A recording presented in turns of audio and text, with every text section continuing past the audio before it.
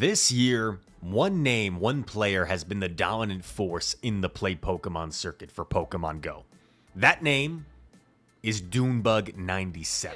And Dunebug has now won 2 straight Texas regionals in Arlington last season and now in San Antonio. Can't all have our dreams come true. Dunebug, meanwhile, fires the Power Whip. That is a 3-0 sweep in the Knoxville Grand Finals, and Dunebug becomes your back-to-back champion here in North America. Securing Pokemon Go Championship Series history from Dunebug! 3-time Worlds qualified competitor, 3-time regional champion in a single season. No one can do it like Dunebug, and he has made history so far, and you can see him celebrating with the flaps, the wings, the birds. 3 regional titles to his name in this season alone, and that doesn't even count a top 4 finish in Sacramento and the runner-up for the European International Championships. In preparation for the European International Championships, I decided to challenge the consensus best player in the world right now to a best of 7 series. And we are going to see how that went. Rise to Occasion versus Dunebug, a rivalry that I'm hoping maybe stays considered a rivalry, because at one point in time, a lot of people called it a rivalry between us two in terms of some of the top battlers in North America. Now Dune has been so far and away dominant this season, whereas I've had a very successful season. I'm currently number 4 in championship points for North America. However, I've yet to win a tournament this season, and Dunebug's won 3 of them. Can you call it a rivalry when he's been that dominant? I don't know. But we're going to see who comes out victorious in this best of 7 series. The teams are on the left. The one at the bottom, closest to me, is my team. The one at the top, closest to Dunebug, is his team. And you're going to notice there's some similarities. Both of us running Skarmory, Lickitung, as well as Shadow Gligar. And the remaining 3 Pokemon have similar characteristics. A fighter, Annihilate for Dunebug, Shadow Poliwrath for me. Another ground type that's also a water type, Shadow Whiscash for Dunebug, Shadow Swampert for me. An electric type, Lantern for Dunebug, Charjabug for me. You might be wondering, Rise, why Swampert over Whiscash? Well, I've always been a big Swampert fan. I consider it one of my signature picks, one of my signature Pokemon. And in this current meta, the ability to win Charge Attack priority over many things, including Whiscash, as well as the ability to outpace Whiscash, outpace Gligar, is really nice. Obviously, you don't outpace Whiscash to Mud Bomb, but you outpace it to the hard-hitting Scald. So that's one reason I like to lean towards Swampert. Also, in more neutral matchups, just that threatening Earthquake to one-shot things is also nice to have. If we look at this matchup, my Swampert looks incredibly safe. I think that might be my MVP. For Dunebug, his Whiscash is pretty dang safe. My Poliwrath is probably the best answer. Excuse me. To the Whiscash, and Whiscash, of course, can hit for heavy-hitting neutral Mud Bombs from that Shadow variant. Enough talking. Let's get into the battles. Show 6, pick 3. Best of 7. Rise to Occasion versus Dunebug, a showdown. Game number 1. We're leading the Shadow Swampert, our safest Pokemon, and we lead it into the Lickitung. So, this on paper might be more favorable for Dunebug, but I believe in my Shadow Swampert. Its nickname is Mudkip Happy. Maybe one day we'll tell the lore of how that name came to be. Maybe some of you guys know where that name came from. But we are staying in here. We're going to throw the Hydro Cannon here. Does this threaten to KO, or does Dunebug think he can live this Hydro Cannon? He's going to put up a shield. He's not convinced he can live to get off the Body Slam. He is going to fire his move just before we get there. And I'm going to invest my second Protect Shield, knowing I can outpace here. Going to invest the second Protect Shield against Dunebug. Hydro Cannon grabs his second shield, and we're going to force him to unload his energy. So he does win the 2-shield scenario here, but shields are now down, and we're coming in with the Skarmory. If there is no Lantern in the back, that could be really good for us. The only things that can take this energy from Skarmory would be the Lantern and his own Skarmory. Doonbug's Lickitung does put in a lot of work. Unfortunately, there is a Lantern there. He is going to get denied the Spark, so that's something that we're communicating. These battles were in person at local tournaments, and now, as we see the Skarmory come in from his side, it looks like this game one is going in Doonbug's direction, with Lantern lined up against my Skarmory, my Lickitung against his Skarmory. I think Doonbug's in a pretty good spot here and may be able to take game one in this series. We're going for a body slam, trying to dig our way out of this. If there's some way, somehow, we can get rid of this Skarmory, maybe, but nah. Not going to happen here in this early game, and a pretty convincing start for Doonbug as we are going to get Brave Bird here. I don't even know if we're going to get rid of the Skarmory if the Brave Bird is going to... No, it's not quite going to knock us out, but a simple combo play from Doon and a tough start to the best of 7 for us. Doon asserting dominance in game one. Very convincing victory here. And we are going to move on to game number 2.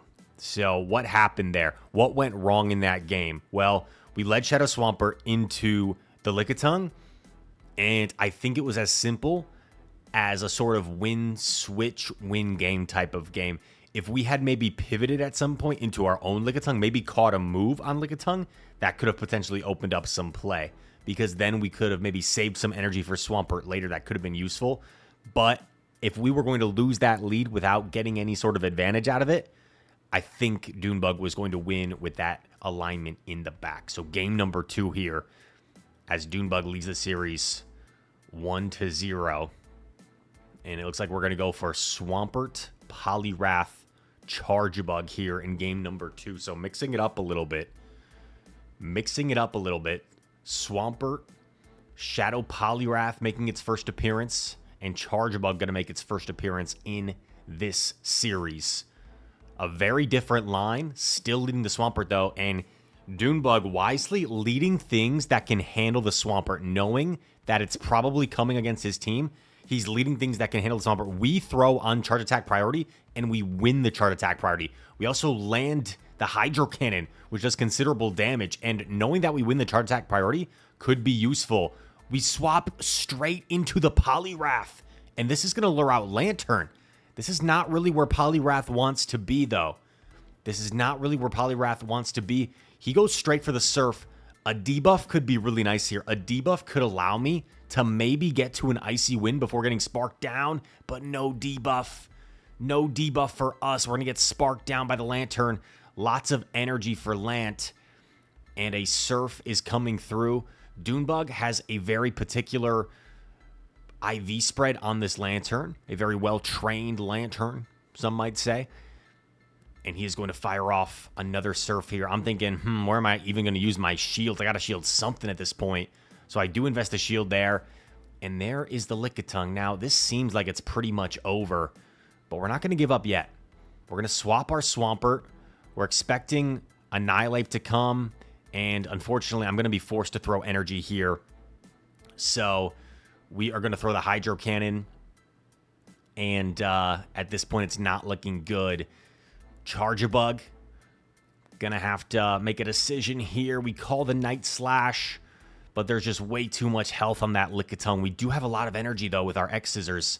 Is there any way we could get off maybe 3 X-Scissors? Could 2 be enough if they land? First X-Scissor coming through is almost enough. Is there any way we can double up? We're getting close to that 3rd X-Scissor. Next X-Scissor coming through, but look at that health. It's just so low. No way we're going to survive the licks. And that is a G to the G. So the Swampert lead not panning off. It looks like we're going to make an adjustment straight into game 3, and we lead Lickitung into Skarmory. Now, this is not where we want to be per se, but it's not the worst thing in the world, because if you look at our back line, we brought the Gligar. Gligar wants to avoid Skarmory at all costs. Lickitung, however, can hold its own. It can soft lose this matchup.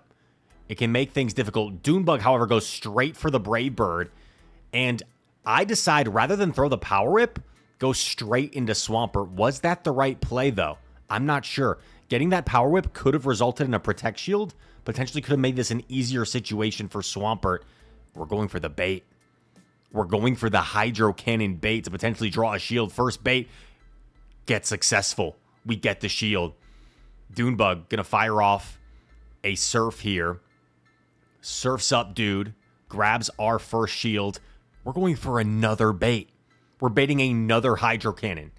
We also have to keep in mind, as Dunebug shields, we also have to keep in mind that the switch timer might be up. We can't allow Dunebug to catch this Earthquake on Skarm, so we anticipate the swap. We save the Earthquake for later. We've got all this energy on Lickitung. Lickitung's going to have to put in some work here. Going to throw Body Slam after Body Slam. Next one comes through, and we're going to see Skarmory forced to throw energy here. But here's the thing. Do I really want to expend a Hydro Cannon? No, I want to save that Earthquake if possible. So I'm going to throw the Aerial Ace on a charge attack priority here. Aerial Ace. Hopefully it knocks out, and it does. It knocks out. It knocks out the Skarmory. We have an Earthquake loaded on our Swampert as well, and it's Annihilate in back. This is exactly where Gligar wants to be.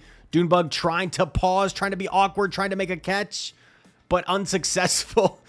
Aerial Ace connects, and we're just going to stay in here and get to the dig before he can reach the Surf. We also had the Earthquake loaded. Dunebug actually, I do remember, experienced some lag there with his Annihilate. After discussing, we felt like without the lag, maybe there was a catch con as a win con.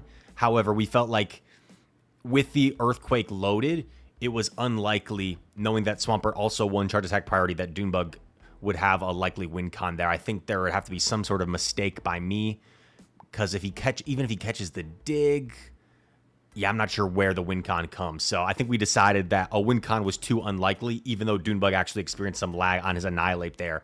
So we're going to have that game stand as was.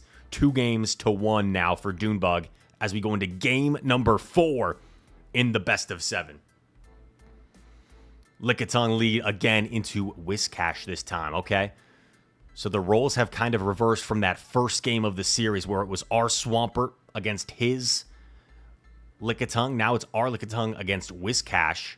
Scald is going to connect and no debuff. Fortunate for us. And, oh man, what a catch by Dunebug. One reason Dunebug is such a phenomenal player, not only is he always on point with his catches, with his energy and his counts, but his catches, his feel for the game of when opponents are going to throw is second to none. Just has a great feel and a great read on opponents. From all the times I played Dunebug, I feel like he has... I feel like I have the experience where I typically know when people are going to try and catch on me.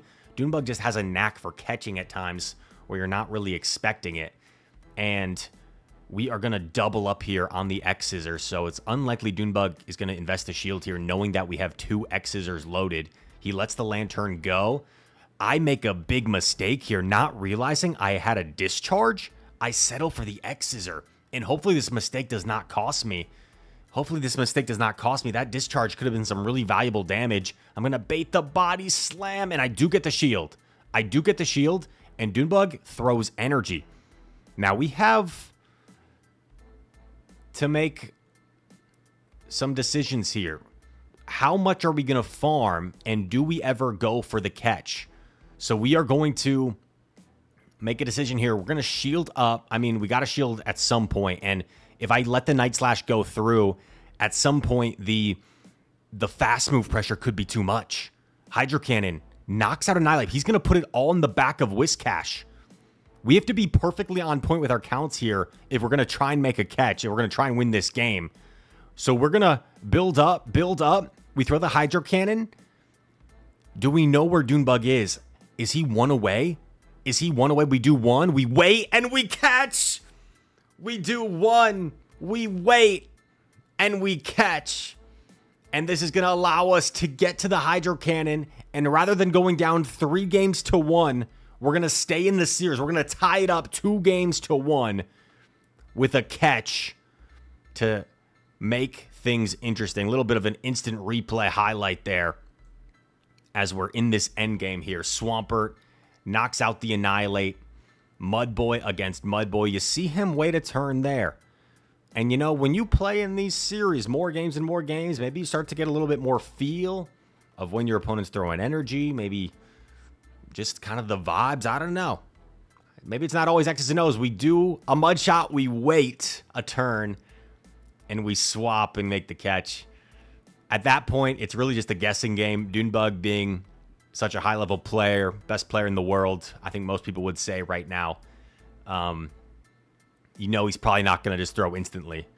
So we waited a turn, and luckily we made the right call. Might have even been like 2 turns we waited. Gligar into Lickitung. Series tied 2-2. Neutral lead here. Neutral lead. One concern is our Poliwrath going to have play in the back? Because he's weak to Poliwrath in the lead, it would be a little bit bold for him to be running something like a Skarmory in the back. Whiscash, maybe. Whiscash, maybe. I decided to pivot into Swampert here, and I could have fired off the Hydro first, and I'm regretting it. But going against Dunebug, sometimes you start to question your head. Sometimes it's too obvious, right? If I throw the Hydro Cannon, he's just going to catch it on like a Lantern or something. But is he really going to swap a Lantern into a Swampert? I don't know. So now we're just firing off Hydro Cannons. We also could have gone for the Earthquake there through 2 shields. That would have been kind of nasty. Dunebug always on point with his counts to a T. Going to fire off the Night Slash just before our Hydro Cannon is reached. And this is a little bit awkward because Annihilape has the energy. So we're going to come in here with Gligar. I make the catch of the Night Slash onto our Poliwrath, hoping this could open up some play for us. We've already seen Lickitung. Unfortunately, it's their own Gligar, and I just don't know if we're going to have enough firepower in the tank to close this out. Aerial Ace going to grab our shield.